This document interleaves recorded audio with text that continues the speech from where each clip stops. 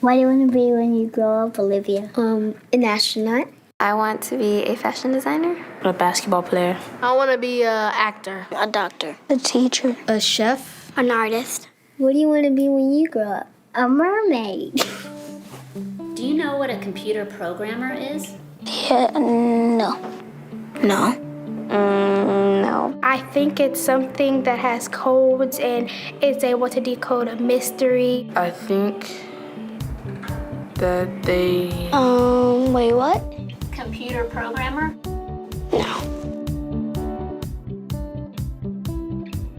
Nowadays, just about everything requires some form of programming.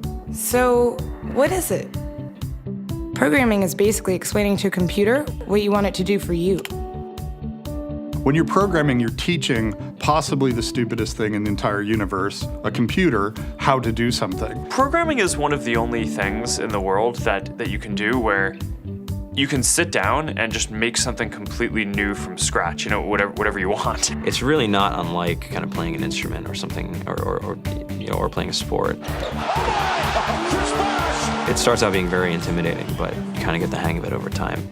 Coding is something that can be learned, and I know it can be intimidating. A lot of things are intimidating, but what isn't? A lot of the coding that people do is actually fairly simple.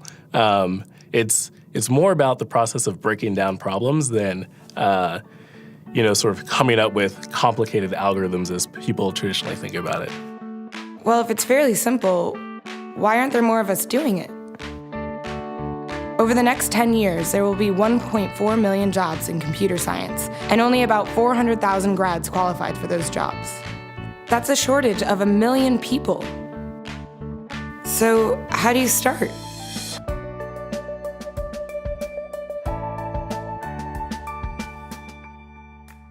I was obsessed with maps when I was a kid, and cities specifically.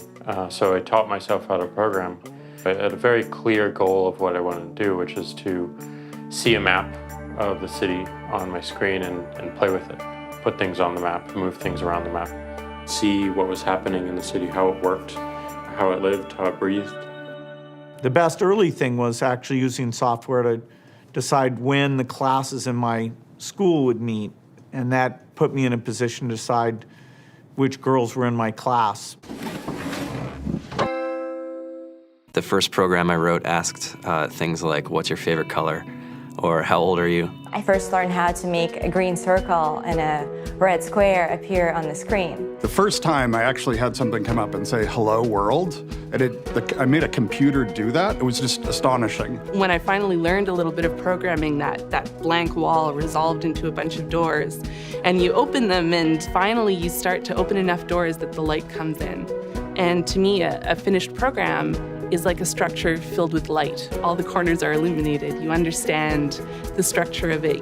It's a really serene feeling to have completed that.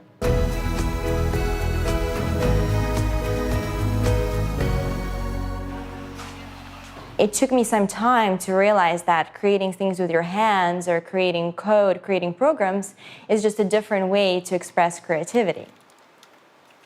I think right now there's a big emergence of the culture of making. People who make their own scarves and hats, people who write their own apps. Now it's just limited by your imagination and sort of what kinds of ideas what kind of understanding can you build into the computer so that it can do these things that were previously impossible.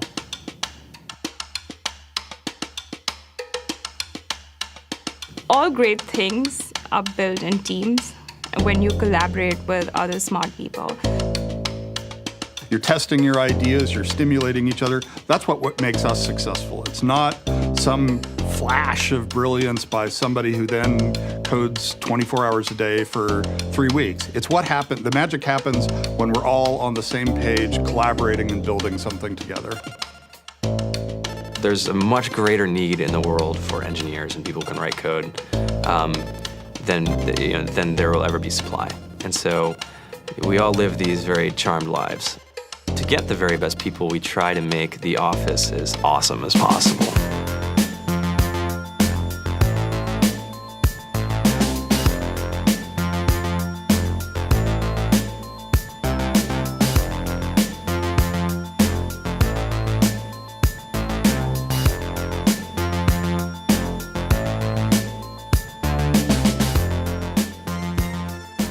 fantastic chef, Free food, breakfast, lunch, and dinner.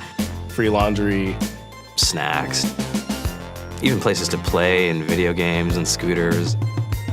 There's all these kind of interesting things around the office and places where people can play or relax or go to think or play music or be creative.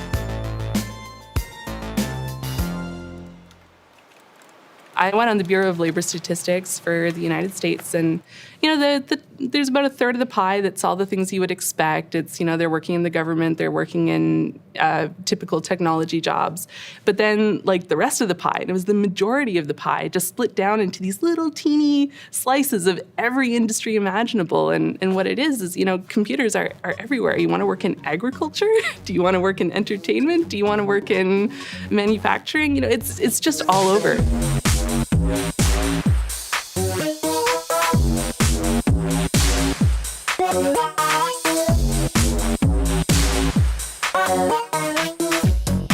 Here we are, 2013. We all depend on technology to communicate, to bank, information, and none of us know how to read and write code. So you guys, what else? Who else has an idea of what we can change with our programming? What else can we do? Tiffany? What I saw my students take away from using Scratch and programming in our classroom is that they were willing to push through problems. It really builds critical thinking, it builds problem solving, and it's something that they can then apply to math in the classroom or their reading skills. We integrated science with this programming, and I saw my scores go up 30%. When I was in school, I was in this after-school group called the Whiz Kids. And when people found out, they laughed at me and, all these things. And I'm like, man, I don't care. I think it's cool. And, I'm learning a lot. And some of my friends have jobs. It's important for these kids. It should be mandatory to be a citizen on this planet, to read and write code. I just think you have to start small, right? And I think that's one of the biggest misconceptions about computer science and programming overall is that you have to learn this big body of information before you can do anything. You don't have to be a genius to know how to code. You need to be determined. Addition, subtraction, that's about it. You should probably know your multiplication tables. You don't have to be a genius to code. Do you have to be a genius to read? Do you have to be a genius to do math? No? No? I think if someone had told me that software is really about humanity, that it's really about helping people by using computer technology, it would have changed my outlook a lot earlier. Whether you're trying to make a lot of money or whether you just want to change the world, computer programming is an incredibly empowering skill to learn. To be able to actually come up with an idea and then see it in your hands and then be able to press a button and have it be in millions of people's hands. I think we're the first generation in the world that's really ever had that kind of experience. The programmers of tomorrow are the wizards of the future. You're going to look like you have magic powers compared to everybody else. I think it's amazing. I think it's the closest thing we have to a superpower. Great coders are today's rock stars. That's it.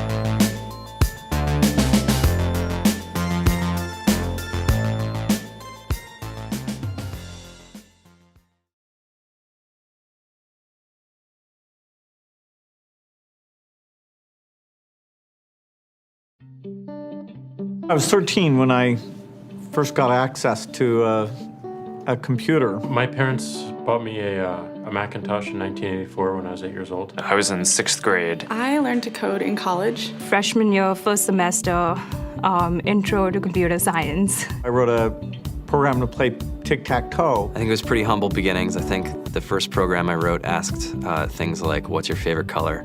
Or how old are you? I first learned how to make a green circle and a red square appear on the screen. The first time I actually had something come up and say, hello world, and it I made a computer do that. It was just astonishing. Learning how to program didn't start off as wanting to learn all of computer science or trying to master this discipline or anything like that. It just started off because I wanted to do this one simple thing. I wanted to make something that was fun for myself and my sisters. And I wrote this little program and then basically just add a little bit to it. And then when I needed to learn something new, I looked it up either in a book or on the internet and then added a little bit to it. It's really not unlike kind of playing an instrument or something, or playing a sport.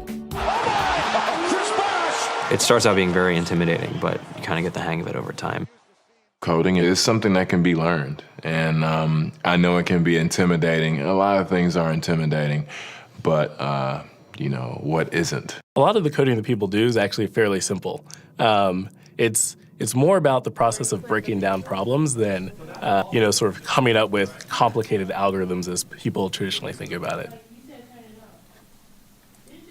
You don't have to be a genius to know how to code. You need to be determined. Addition, subtraction, that's about it. You should probably know your multiplication tables. You don't have to be a genius to code. Do you have to be a genius to read? Even if you want to become a race car driver or play baseball or build a house, all of these things have been turned upside down by software. What it is, computers are everywhere. You want to work in agriculture?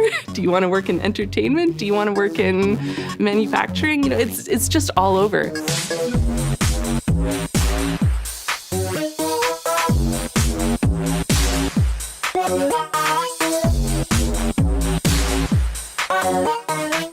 Here we are, 2013. We all depend on technology to communicate, to bank, information, and none of us know how to read and write code.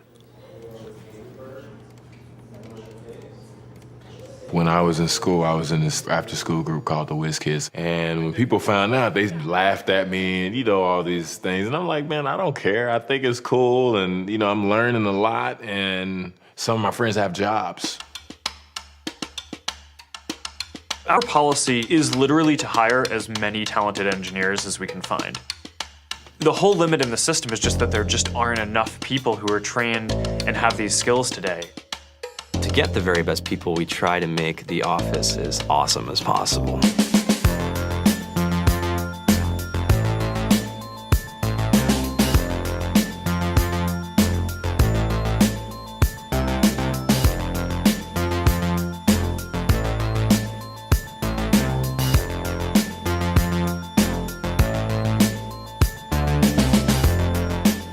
We have a fantastic chef, Free food, breakfast, lunch, and dinner. free laundry, snacks, even places to play and video games and scooters. There's all these kind of interesting things around the office and places where people can play or relax or go to think or play music or be creative. Whether you're trying to make a lot of money or whether you just want to change the world, computer programming is an incredibly empowering skill to learn. I think if someone had told me that software is really about humanity, that it's really about helping people by using computer technology, it would have changed my outlook a lot earlier. To be able to actually come up with an idea and then see it in your hands and then be able to press a button and have it be in millions of people's hands. I think we're the first generation in the world that's really ever had that kind of experience. Just to think that, you can start something in your college dorm room and you can have a set of people who haven't built a big company before come together and build something that 1 billion people use as part of their daily lives is just crazy to think about, right? It's humbling and it's amazing. The programmers of tomorrow are the wizards of the future. You're going to look like you have magic powers compared to everybody else. I think it's amazing. I think it's the closest thing we have to a superpower. Great coders are today's rock stars. That's it.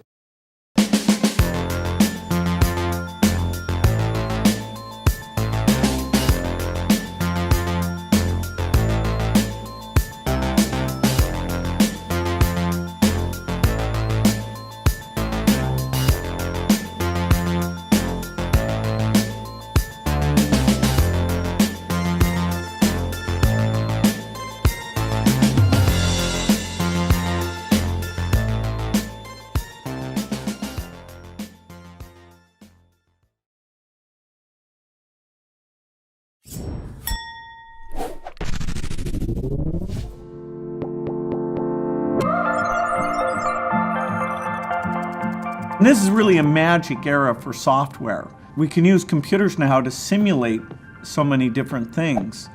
So every person has a DNA sequence that's 3 billion letters long. That's a really long sequence, and in order for me to study it, I can't do it by hand. I need to use computer programming in order to go through this code that's 3 billion letters long in order to figure out how your DNA code is associated with disease. My interests are actually right at the interface between biology and computer science. There's a huge database that contains all known organisms, so humans, monkeys, mice, viruses, bacteria. Usually now, if a doctor is worried about you having an infection, based on your age and where your symptoms are, if it's in your ear or your heart or your brain, they try to make a best guess as to what type of infection you have. And then they'll send off tests specific for those bugs. So if they think you have strep throat, they send off the strep test. But the type of testing we do, since we can essentially test for any type of infection with a single test, so we don't have to have a bias going into the testing saying we think it's X, Y, or Z. We just say, let's see what's in there. A Cottage Grove teenager now says he's taking life one day at a time after being critically ill from a mysterious illness. News 3's Mary Jola has his story and details into new DNA sequencing that helps solve a medical mystery. It's spring, and like any other teenager, Joshua Osborne can't be stuck indoors. I feel wonderful today. It's 80 degrees. It's a welcome change from last summer here in the hospital and in a coma. His symptoms began last April with fevers and headaches, and he only got worse. And he needed to be hospitalized. Josh may not remember the hospital stay, but his dad Clark does. They tested for everything they knew. They tested for viruses and bacterias, and ultimately he had a brain scan and 2 or 3 spinal taps. Yeah, but he had like all these crazy tubes. Like I remember that weekend when they were doing it, it was so intense. It was like he was gonna die like that week. We got Josh's samples from his doctor because his doctor was giving up. They had no idea. They sunk millions of dollars into this kid. They've used, hundreds of tests, hundreds, right? Sent to the CDC, sent it to multiple labs, and they couldn't get an answer back. And so much money, right? And so they turned to us and they were like, we need to know what it is.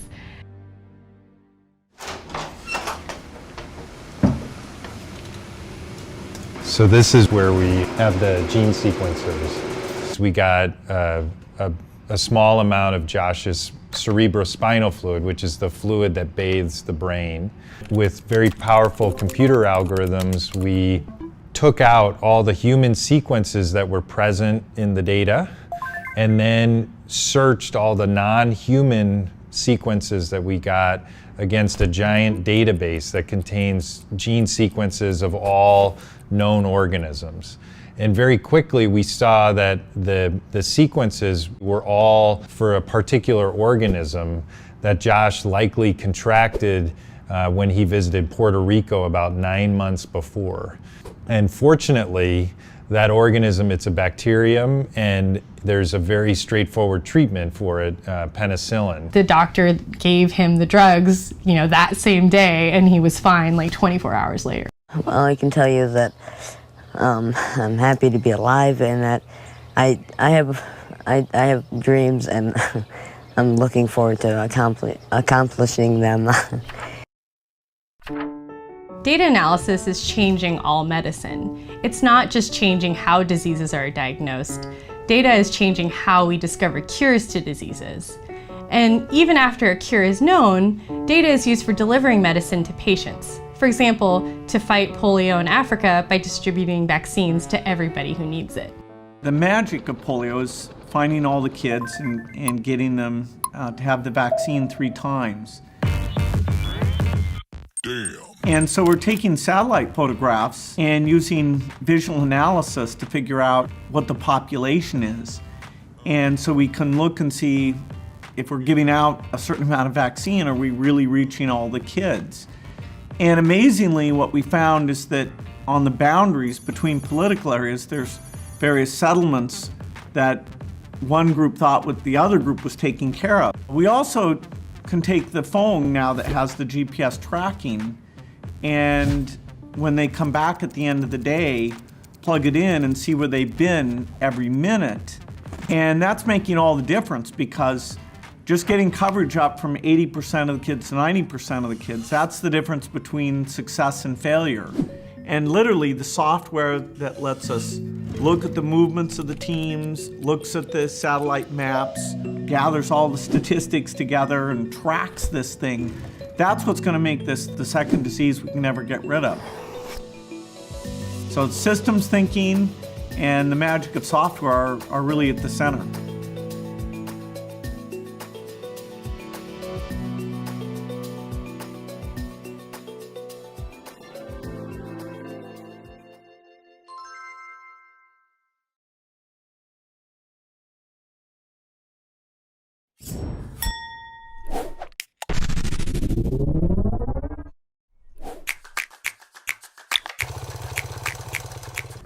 I think 19th century was about the Industrial Revolution, about electricity, about disrupting the agricultural society and making it more advanced.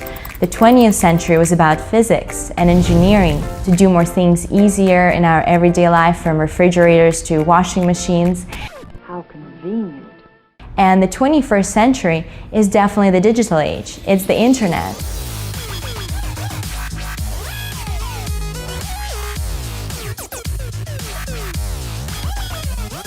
Even if you want to become a race car driver or play baseball or build a house, all of these things have been turned upside down by software. The lettuce bot is a robot that can sense its environment. Every single hour, this lettuce bot is seeing 1.5 million plants, and it's taking individual action on those plants. We enable lettuce growers to have higher yields in their field by helping make it cheaper, by helping produce food in a more sustainable way. And that wasn't previously possible without computer science and technology. I have a really fun job where we build Polyvore, which kind of combines all my favorite things, so programming as well as fashion and art and design and shopping. Half the products you use these days are software products that you play with on maybe your phone. And so if you want to build something cool, you need to know programming, right? And there's so many things that you can do with computer science. So if you just work backwards from the cool thing that you want to build and figure out what that is, a lot of times computer programming is part of that, right? So you should learn the skill.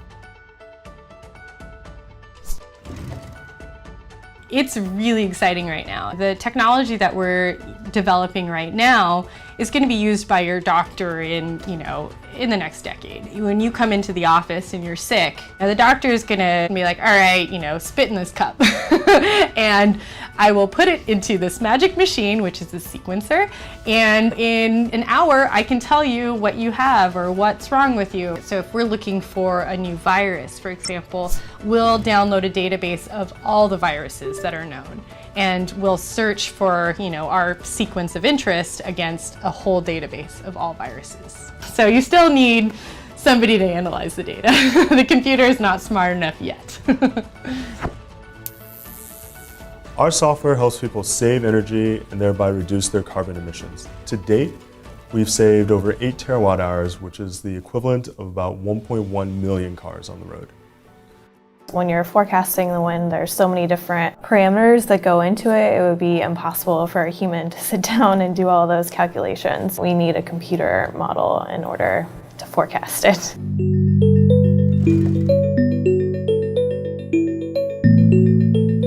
I write software which scans images, looking for bad images that we know are illegal. I work very closely with organizations like the National Center for Missing Children. I know that the work that we've done has impacted the life of people. And I feel very strongly about it because there's a lot of social problems right now that could really leverage the use of technology. It's a lot about empowering the people who are there helping the world by giving them the tools to be able to do better. That's something that we can do right now, and the tools available are huge. The merging of art and technology is getting more and more significant now because computers and software are such an integral part of our lives day to day. People are realizing that it can be quite creative to take this medium of computers and create incredible works of art. In Finding Nemo, when Crush and Squirt and all the friends are flying through the East Australian Current, you're seeing images of water flowing by, you're seeing the colors on the back of the turtle, you're seeing the sides of the fish. All of those things are generated through math and computer programs that we write that we then give to the artists, and they take that to create that final image and tweak it and make it look beautiful and look fun. The crux of it is really about invention. It's about looking at the world and being dissatisfied with things and questioning everything. I always felt like if I didn't learn how to program, it would be like not learning how to read. You know, the future would just be closed to me. If you're in the coding profession, there's so many things that you can do, and you can pretty much pick and choose the course you want to be in. I think that you can start something in your college dorm room, and you can have a set of people who haven't built a big company before come together and build something that 1 billion people use as part of their daily lives is just crazy to think about, right? It's humbling and it's amazing. Really, it's about the chance to reinvent things and then see it out there in the world and see people using it and having fun or having a better life because of something that wasn't there before that you put in the world.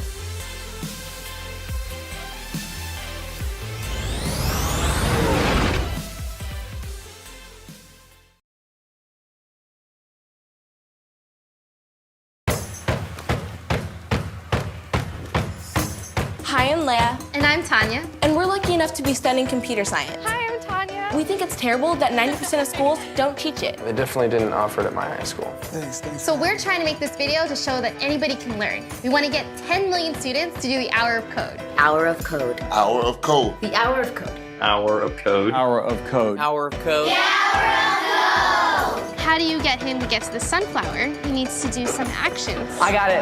Hey. And then we'll run it and see what happens.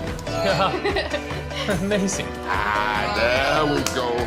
You just wrote your first program. I wrote it? Yeah. Oh, yeah. This is the code that you just wrote. Very awesome. I thought code was FBI hacker symbols and stuff. A little bit of problem solving, a little bit of logic. It's like instructions. Programming is a lot easier today. Don't just play on your phone, program it. All right. Awesome. How does someone go about getting a job? Maybe take an online class, find a class at a community college. You can get one of the best paying jobs in the world. I think medicine's moving into the whole computer age. Technology touches every part of our lives. If you can create technology, you can change the world. So we're excited that you are participating in today's Hour of Code. We just did 2 lines of code. 3 lines of code. 4 lines. 7 lines. 5 lines. Escribir 25 líneas de código. Manche, lo códigos. 5 lines. 60 lines of code. 99 lines. 60 lines. 18 lines of code. 75 lines of code. Doesn't matter how old you are. Todos lo pueden hacer. The Hour of Code. Hour of Code. Yeah, programming a code. The Hour of Code. The Hour of Code. The Hour of Code. Whether you're a young man or a young woman, whether you live in a city or a rural area, Everybody in this country should learn how to program a computer. And I just completed the Hour of Code. It's actually really easy to learn. Girls should learn this too. understand that language that's going to be the future. Anyone can learn computer science. You can learn too. Jack Dorsey, Mark Zuckerberg, Bill Gates, all of y'all, I'm learning. Give it a shot. Here, now they can't tell me nothing. We give that to the people, spread it across the country. Labels out here, now they can't tell me nothing. We give it to the people, spread it across the country. Here we go. I think it's really important for girls to study computer science.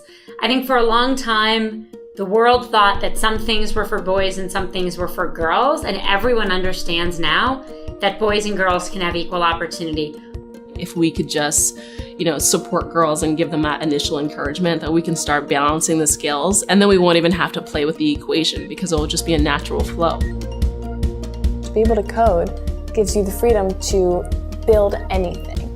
And that is just so empowering. I like having that power in my own hands to express what's in my imagination using programming.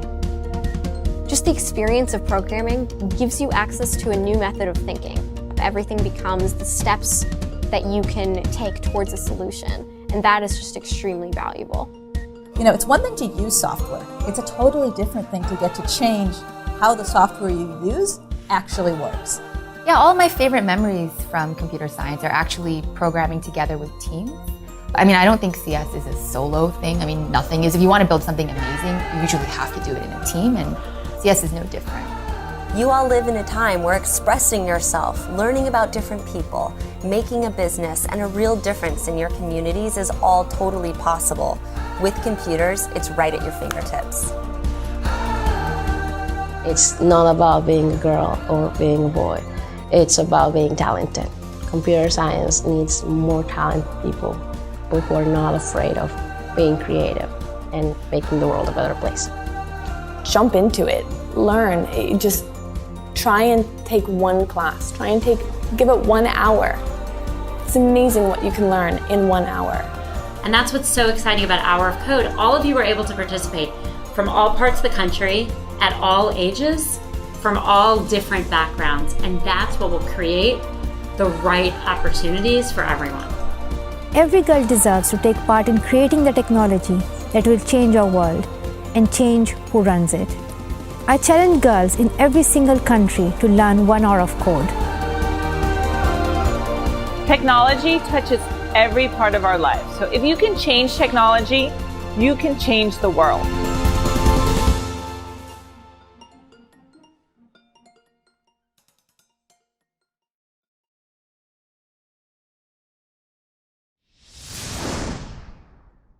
Understanding coding is a weapon. It's like a superpower. It's better than a superpower. Hi, I'm Carly. I work in fashion, but I also consider myself a student. I'm fascinated by understanding how things work. I wanted to learn how the world of technology is built. So I started to learn how to code in my spare time because it wasn't offered to me as a class when I was in school. I grew up in a house with 3 sisters, and all 4 of us were never encouraged to learn how to code. And that's the one thing that I wish someone would have said, just take 1 class. I always thought I would be following my father's footsteps and go into medicine. My dad's a doctor, and I love math. I ended up having a career in fashion. You know, there's not much math that I use in my day-to-day life for my work, but I am fascinated by computer sciences, by understanding programming, by understanding how things are built. I happen to be a closeted super nerd. So I personally have begun learning how to program on my own because programming is the language of the future and of now. I wish I would have started learning at 13, but it doesn't matter how old you are, you can always start learning. Jump into it, learn, just try and take 1 class, give it 1 hour. It's amazing what you can learn in 1 hour. It's important to break that stigma of thinking that it's not cool to be smart. If you can understand, much less speak, code, you can build anything. By the way, the games are so much fun. I spend so much time playing with the different games that are probably targeted to 12-year-olds.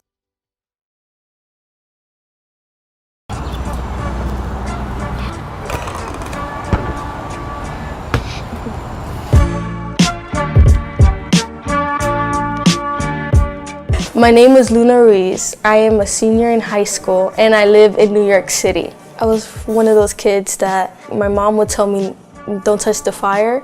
I was obedient. I wouldn't touch the fire, but I'll probably throw stuff at it and make a bigger fire. I was always very adventurous and curious. And that's why I got into computer science, because I was always curious about how things worked. Well, other than computer science, I'm into things like sports. I'm a serious athlete. I play volleyball, softball, and basketball. I'm really competitive, as you can see. I'm competitive. I'm different, yeah. Sometimes I go to sleep very late. I don't notice how late it gets sometimes. When she's focused on something, it's like tunnel vision. Okay, Luna, look, let it go. You pick it up in the morning. No, but I almost got it. I use JavaScript and Python. I don't think CS is hard at the beginner stage. Like, it's really easy to get started, and it's cool to create things. I have the power to be a producer, not so much a consumer all the time. I think CS is mostly problem solving, thinking logically and thinking outside of the box. When I say that, I mean literally starting from scratch, like having to make a new idea. Like, I think that applies to basically everything. Like, I think if someone doesn't know what they want to do in their career, I think they should take CS.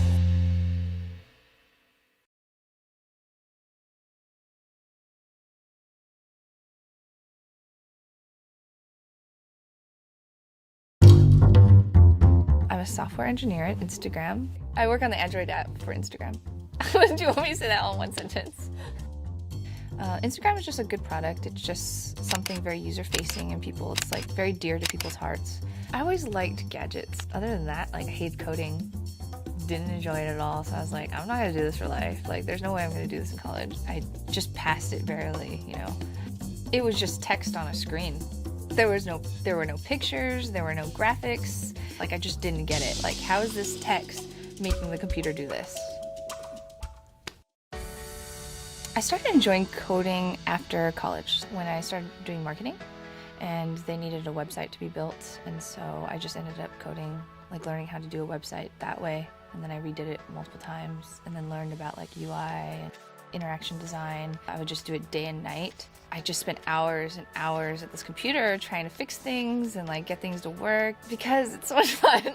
Just these hairs on the back of your neck just start to stand up and you're just like, oh, I got it, it works, you know. That's when I started to love coding. What computer science is that it's a way to impact the world. I would say try it out. There's so many different things you could do, whether you could be coding mobile applications, websites, desktop applications. See if your mind works that way and if you like it. And if you love technology, I don't understand why you're not coding.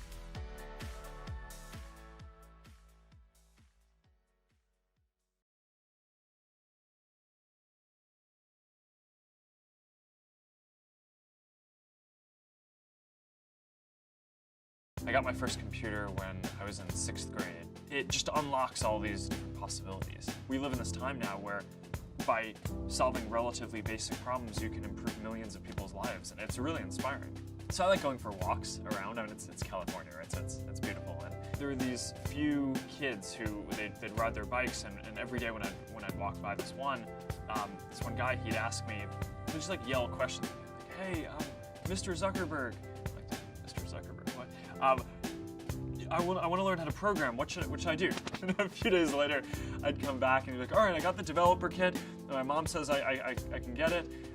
So now what's the first thing that I should get started doing? So I'm like, all right, well, first try to learn this. And then like this would just go on for weeks. And I can't say I didn't teach him how to program, but it was really gratifying to know that in some small way, maybe I could help out teaching the next generation of folks who are going to become engineers.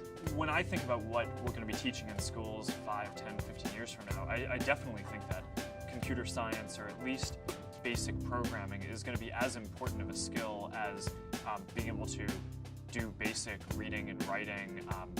And I think we're going to look back and wonder why it took us so long to get to that point.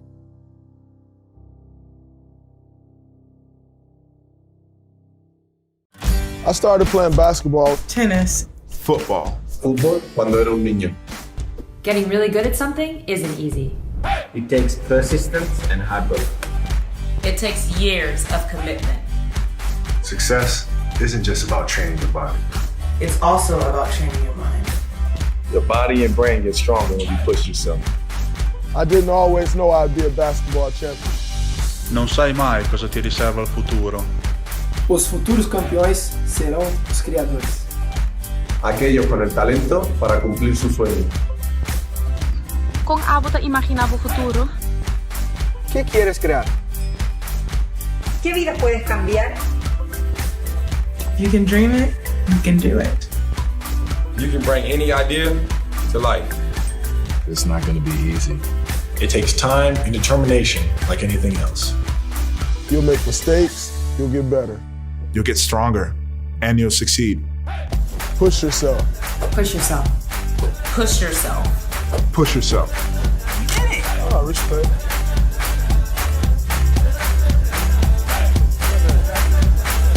Anybody can learn. Só depende de vocês.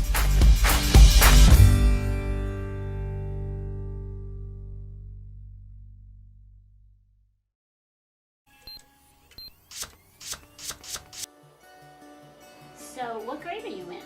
Second. 10th grade? First grade. I was in 8th grade when I learned to program. I got my first computer when I was in 6th grade.